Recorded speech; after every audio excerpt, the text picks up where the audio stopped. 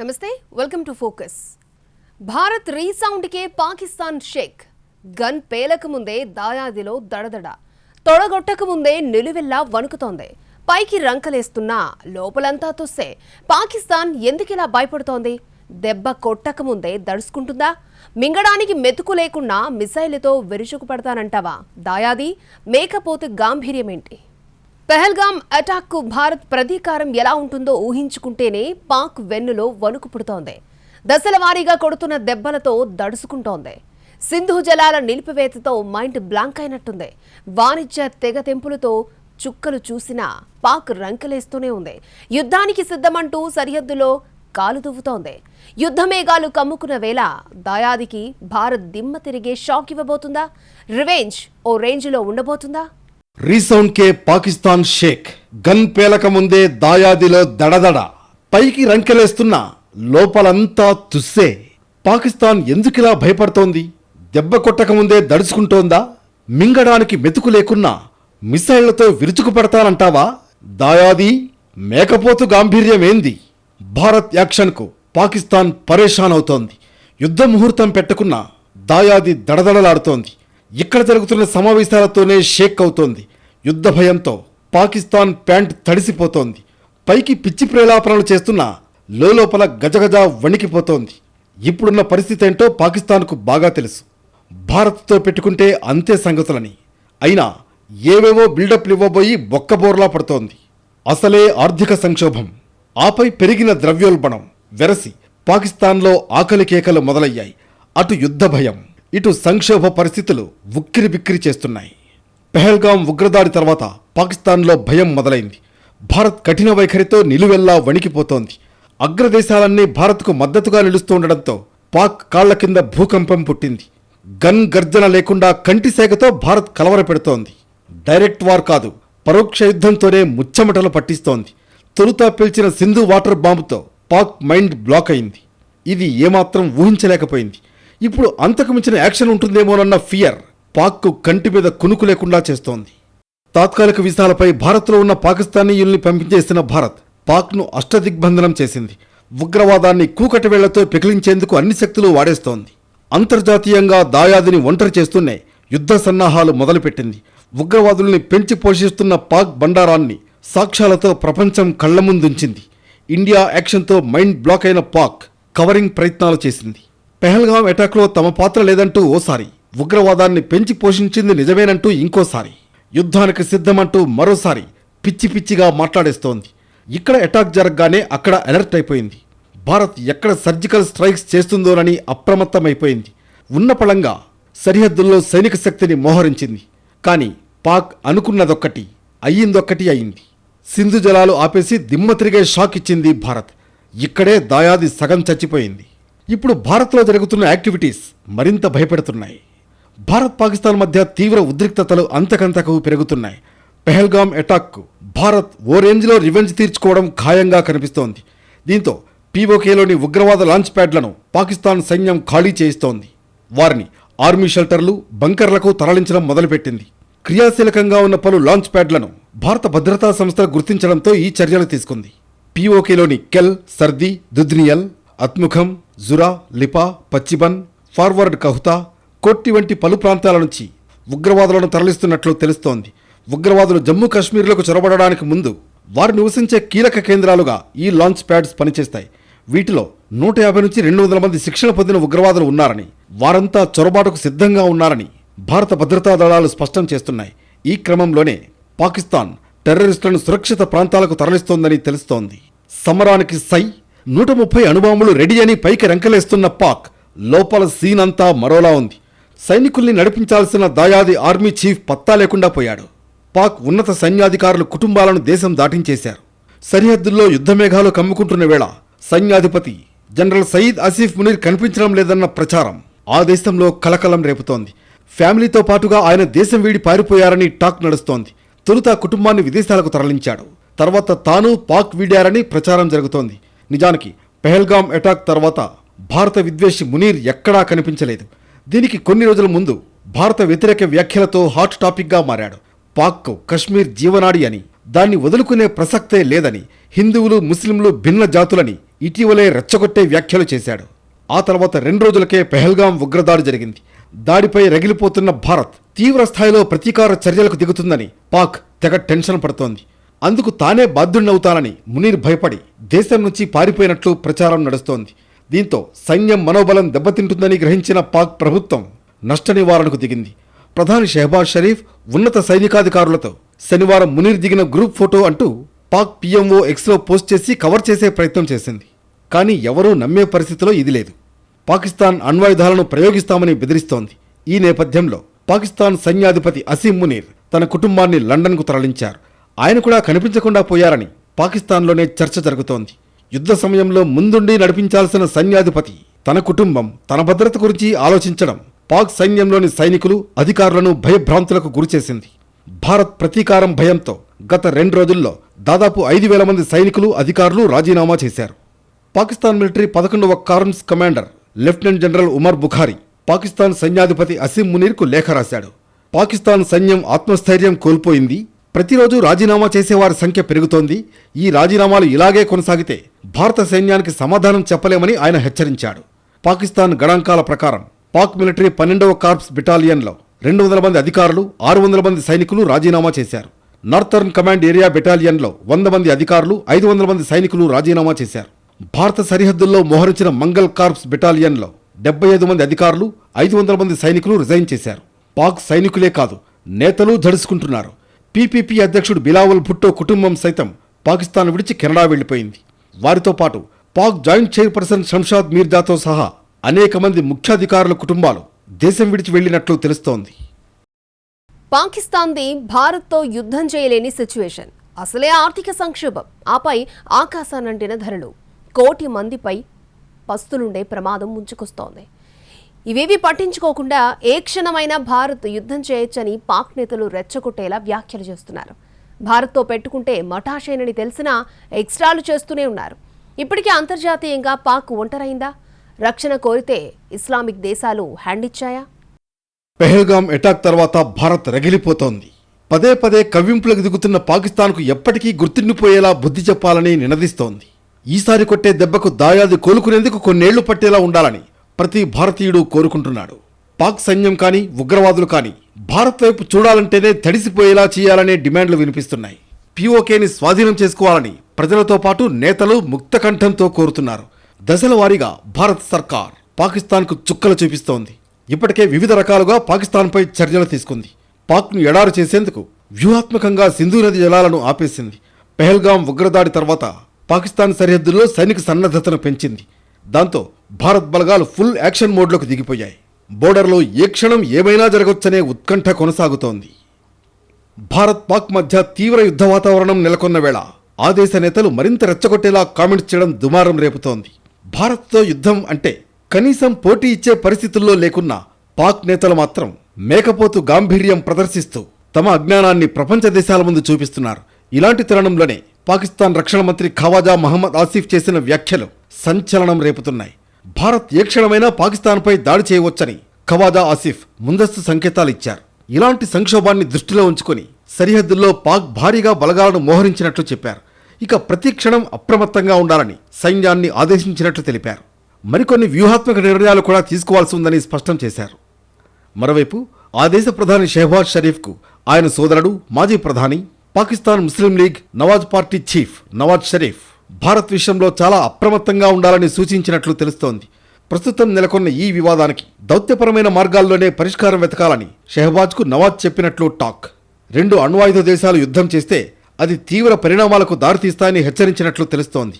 అణ్వాయుధాలు కలిగిన 2 దేశాలు యుద్ధానికి దిగితే ఆ 2 దేశాలు మాత్రమే కాకుండా అంతర్జాతీయ సమాజం పైన తీవ్ర పరిణామాలు చూపించే అవకాశం ఉంటుంది. ఈ నేపథ్యంలోనే భారత్ పాక్ మధ్య ఉద్రిక్తతలను అన్ని దేశాలు నిశితంగా గమనిస్తున్నాయి. ఉద్రిక్తతలు కొనసాగుతున్న వేళ ప్రధాని మోడీతో కేంద్ర రక్షణ శాఖ మంత్రి రాజ్నాథ్ సింగ్ భేటీ అయ్యారు. దాదాపు 45 నిమిషాల పాటు ఈ సమావేశం జరిగింది. పెహల్గాంలో పరిస్థితులతో పాటు భద్రతా సన్నద్ధతపై సైన్యం తీసుకున్న నిర్ణయాలను ఆయనకు వివరించారు. భారత్ వైపు నుంచి దాడి ఉండొచ్చన్న అంచనాలతో పాక్ ముందస్తు చర్యలు తీసుకుంటోంది. ఇప్పటికే సరిహద్దుల్లో అదనపు బలగాలను మోహరించింది. తాజాగా టర్కీకి చెందిన పలు C-130 హెర్క్యులస్ విమానాలు పాక్లో ల్యాండ్ అయ్యాయి. ఈ విమానాల్లో సైన్యానికి అవసరమైన కార్గోని తీసుకొచ్చినట్లు తెలుస్తోంది. దీంతో భారత్ కూడా అలర్ట్ అయింది. భారత్ తప్పకుండా యుద్ధానికి దిగుతుందని పాకిస్తాన్ అంచనాకొచ్చింది. తట్టుకోవడం చాలా కష్టమన్న విషయం పాకిస్తాన్కు తెలుసు. అందుకే ఎన్నో దేశాల మద్దతును కోరుతోంది. సరిహద్దుల్లో సైన్యాన్ని మరింత పెంచినట్లు పాక్ రక్షణ శాఖ మంత్రి ఖవాజా ఆసిఫ్ తెలిపారు. యుద్ధం జరిగితే అణ్వాయుధాలను 2 దేశాలు ఉపయోగించే అవకాశం ఉందని, అందుకే యుద్ధాన్ని కోరుకోవడం లేదన్నారు. భారత్ దాడి చేస్తే మాత్రం తాము యుద్ధం చేస్తామని ప్రకటించారు. పాకిస్తాన్ ఆఖరికి బంగ్లాదేశ్ సాయాన్ని కూడా కోరింది. భయంతో వణికిపోతున్న పాకిస్తాన్ ఇస్లామిక్ దేశాలను రక్షించాలని వేడుకుంటోంది. చాలా దేశాలు పాకిస్తాన్కు సాయం చేసేందుకు నిరాకరిస్తున్నాయి. కానీ భారత్తో స్నేహం నడుస్తూనే టర్కీ హ్యాండ్ ఇచ్చింది. టర్కీ అధ్యక్షుడు ఎర్డోగన్ భారత్ వ్యతిరేక విధానాన్ని మరోసారి రుజువు చేసుకున్నారు. పాకిస్తాన్కు టర్కీ భారీగా ఆయుధ సామాగ్రిని పంపించింది. 6 ప్రత్యేక విమానాలు ఇస్లామాబాద్ చేరుకున్నాయి. అధునాతన డ్రోన్లను కూడా పాకిస్తాన్కు పంపించింది టర్కీ. టర్కీ తీరుపై భారత్ భగ్గుమంటోంది. భారత్కు అమెరికా, రష్యా, బ్రిటన్, ఆస్ట్రేలియాతో పాటు పలు దేశాలు మద్దతు ప్రకటించాయి. చైనా ప్రకటన సైతం పాకిస్తాన్ ఆశలపై నీళ్లు చల్లింది. నిజానికి జిన్పింగ్ పాకిస్తాన్లో చాలా పెట్టుబడులు పెట్టారు. కాబట్టి యుద్ధభూమిలో పాకిస్తాన్కు మద్దతిస్తారని పాకిస్తాన్ ఆలోచిస్తోంది. కానీ చైనా మరోసారి తటస్థ వైఖరిని అవలంబించి 2 దేశాలు సంయమనం పాటించాలని విజ్ఞప్తి చేసింది. ఈ ప్రాంతంలో శాంతిని పునరుద్ధరించడానికి సహాయపడే ఏ దిశకైనా మద్దతిస్తామని చైనా విదేశాంగ మంత్రిత్వ శాఖ స్పష్టం చేసింది. మరోవైపు ఫ్రాన్స్ మాత్రం భారత్కు అండగా నిలుస్తోంది. 26 రాఫెల్ మెరైన్ యుద్ధ విమానాల కోసం భారత్తో ఫ్రాన్స్ సంతకాలు చేసింది. ప్రపంచ దేశాలు ఎటువైపు అన్న సంగతిని పక్కన పెడితే భారత్ పాక్ మధ్య యుద్ధ మేఘాలు అంతకంతకు ఎక్కువవుతున్నాయి. ఏ క్షణమైనా యుద్ధం ప్రారంభం కావచ్చన్న ప్రచారం పాకిస్తానీయుల్ని ఆందోళన పెడుతోంది. ఇప్పటికే అక్కడ పరిస్థితులు గందరగోళంగా మారాయి. యుద్ధానికి ముందే పాకిస్తాన్ విలవిలలాడుతోంది. చరిత్రలో ఎన్నడూ లేని ఆర్థిక సంక్షోభాన్ని ఎదుర్కొంటోంది. విపరీతమైన ద్రవ్యోల్బణం, ఆకాశాన్ని అడ్డుతున్న ఆహార ధరలతో కోట్లాది మందికి బతుకు భారమైంది. నిత్యావసరాల ధరలు దడపుట్టిస్తున్నాయి. చికెన్ ధర కిలోకు ఏకంగా 800 రూపాయలకు చేరింది. బియ్యం కిలోకు 340 రూపాయలకి, గుడ్లు డజన్ 332 రూపాయలకి, పాలు లీటర్ 224 రూపాయలకు పెరిగాయి. ఈ ధరల పెరుగుదల సామాన్యుల్ని కలవరపెడుతోంది. ఆకలి చావులతో అలమటించే పరిస్థితి వచ్చింది. ఆహార భద్రత లేక 1 కోటి మందికి పైగా పాకిస్తానీయులు ఆకలితో అలమటించే ప్రమాదం ఉందని అంచనా. ఇది చాలా భయంకరమైన పరిస్థితి. పాకిస్తాన్ ఆర్థిక భవిష్యత్తు నిరాశాజనకంగా కనిపిస్తోంది. ప్రపంచ బ్యాంక్ అంచనాల ప్రకారం గ్రామీణ ప్రాంతాల్లో వాతావరణ మార్పుల ప్రభావం వల్ల వరి, మొక్కజొన్న వంటి ప్రధాన పంటల ఉత్పత్తి చాలా వరకు తగ్గిపోతోంది. ఇది ఆహార కొరతను మరింత తీవ్రతరం చేసి ఇప్పటికే దారుణంగా ఉన్న పరిస్థితి మరింత దిగజారేలా చేసింది. ప్రస్తుత ఆర్థిక సంవత్సరంలో 1 కోటి మందికి పైగా పాకిస్తానీయులు ఆకలి ప్రమాదంలో ఉన్నారని, వ్యవసాయంపై ఆధారపడిన గ్రామీణ ప్రాంతాలు అత్యంత దారుణంగా ప్రభావితమవుతాయని నివేదికలు చెబుతున్నాయి. ఆర్థిక సంక్షోభం నిత్యావసర సేవల్ని కూడా దెబ్బతీసింది. సగటు ద్రవ్యోల్బణం ఆందోళనకర స్థాయికి చేరింది. బ్రెడ్, బంగాళాదుంపలు, టమాటాలు, పళ్ళు వంటి ప్రాథమిక ఆహార వస్తువుల ధరలు అమాంతం పెరిగిపోయాయి.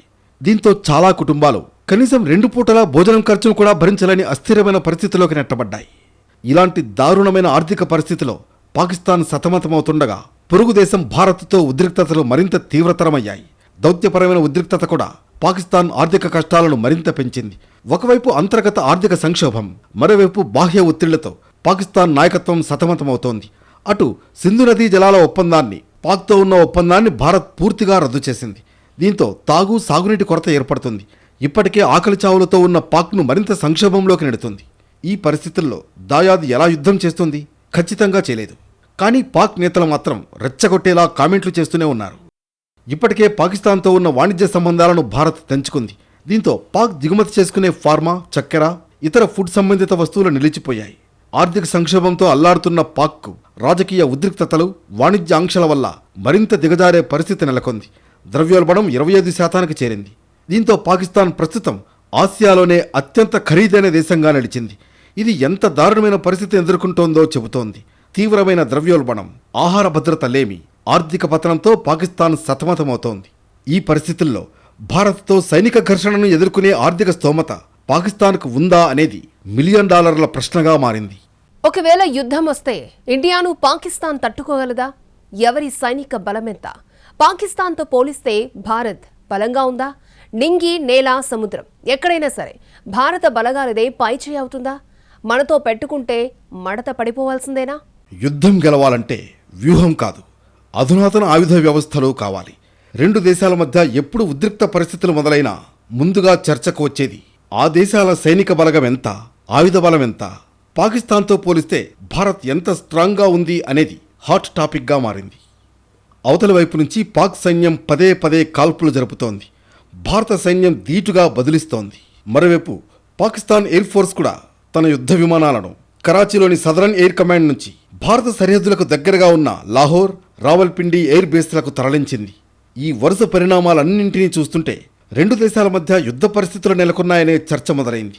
ఇదే సమయంలో ఇప్పుడు గనుక ఇండియా పాకిస్తాన్ మధ్య యుద్ధం వస్తే ఎవరి బలం ఎంత, సైనిక బలగం ఎంత అనే చర్చ కూడా సాగుతోంది.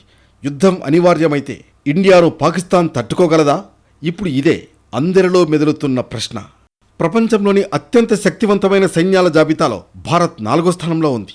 ఇదే సమయంలో పాకిస్తాన్ 9వ స్థానం నుంచి 12వ స్థానానికి పడిపోయింది. గ్లోబల్ ఫైర్ పవర్ ఇండెక్స్ ప్రకారం భారత్ పాకిస్తాన్ మధ్య యుద్ధం వస్తే రెండు దేశాల సైనిక బలం ఎంత అనే అంచనాలు మొదలయ్యాయి.